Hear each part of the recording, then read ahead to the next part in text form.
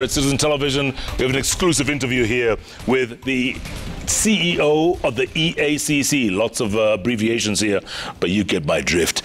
He's retired Major Twalib Mbarak, and he's been in office now since 2019. And we want to talk to him about a lot of issues that have to do with the EACC. We've been asking you a question here.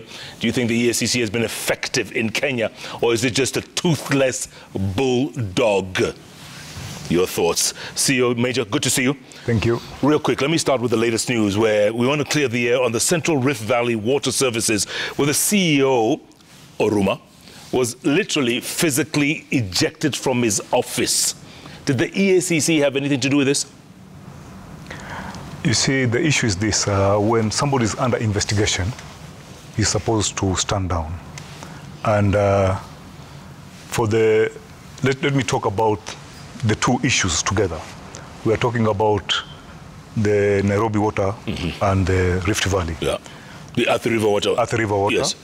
The two CEOs are said to have done some misappropriation of funds in projects, and the complaints were brought to the commission. And we were concentrating on the preliminary investigation, because normally in the commission, when we get complaints, we do what we call preliminary investigation to look at whether there are issues to be pursued or not. So these two gentlemen, there are issues that are being pursued, and out of that, I will not use the word eject, but let's say, like for the case of the engineer Twitter, the commission requested for documents, and he was reluctant to supply them. And that's why he ended up being arrested by the EACC, and he supplied all the documents. And at the same time, that was the time that the head of public service suspended this gentleman. And out of that, I think he read the signs that things are so hot that he voluntarily resigned. So the issue of ejection, I think sometimes is the media hyping.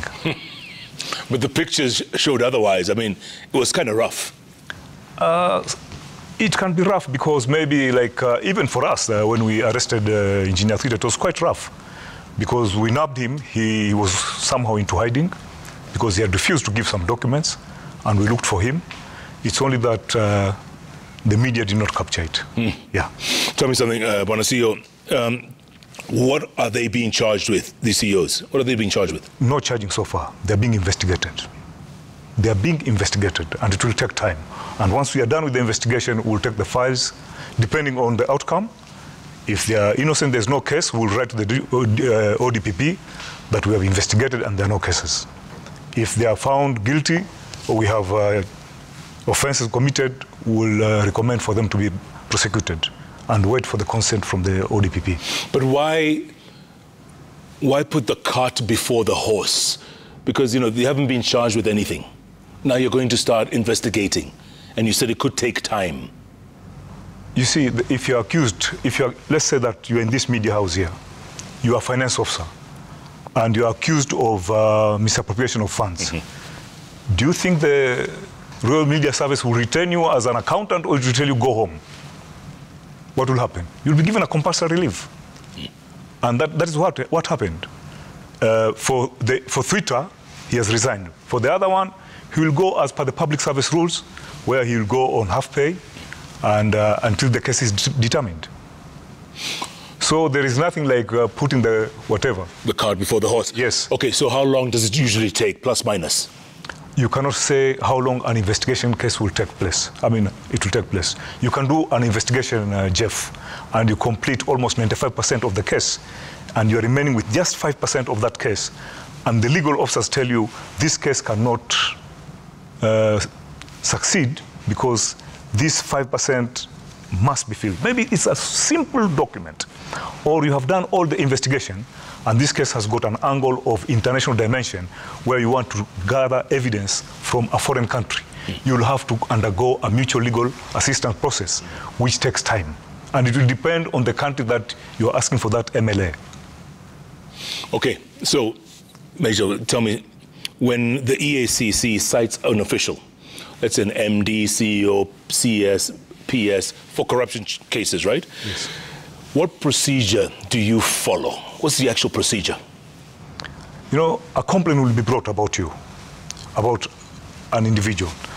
Then there is a committee in our place through what you call the report center.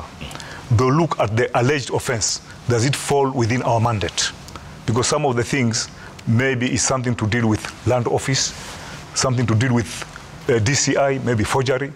Then from there, if we find that it's a case that it falls within our mandate, we also subdivide. We look at it, is it on forensic investigation? Is it on ethics and leadership? For instance, if Jeff Koinange is an MD and you have brought a staff there, maybe your sister, you've given her a director, and you did not declare there will be a conflict of interest, that is a matter that will fall under ethics and leadership.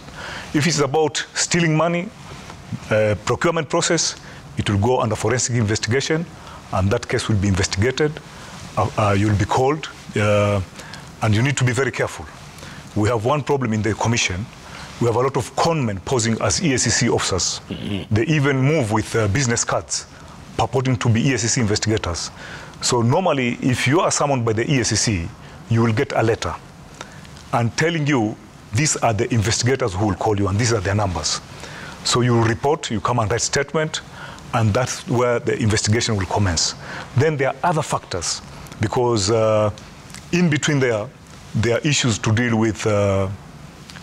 Maybe more investigators are coming in, and sometimes out of the investigation, if it is to deal with non-criminal activity like unexplained wealth, we'll write a letter to you that we have found this is your wealth and this is your income, just like the case that was brought last week, where a county official was accused of having wealth amounting to almost 650 million, and his salary is about 25,000.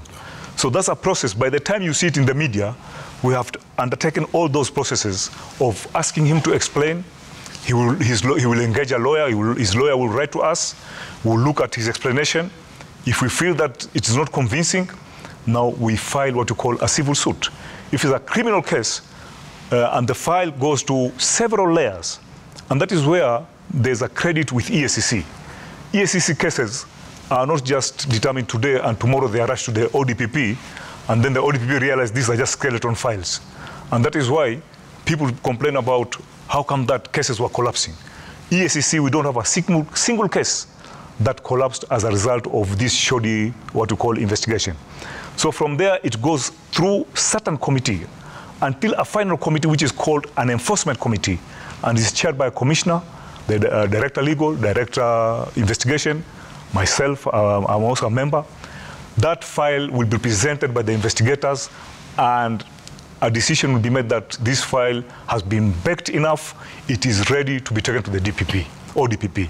Once it goes to the ODPP will look at that file, and he will do what you call an assessment and bring back issues to deal with what you call cover points.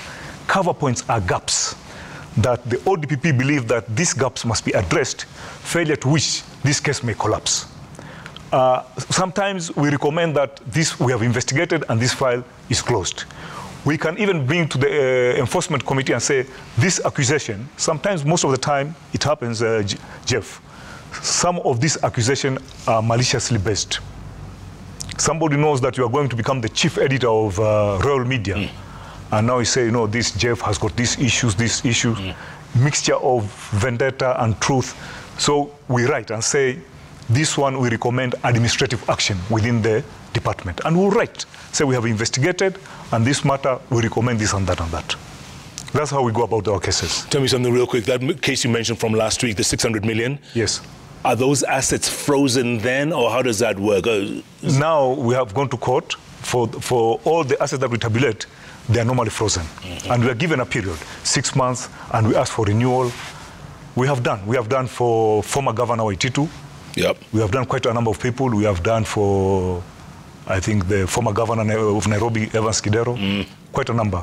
For the former governor of Samburu, it has been done. And assets frozen? Yeah.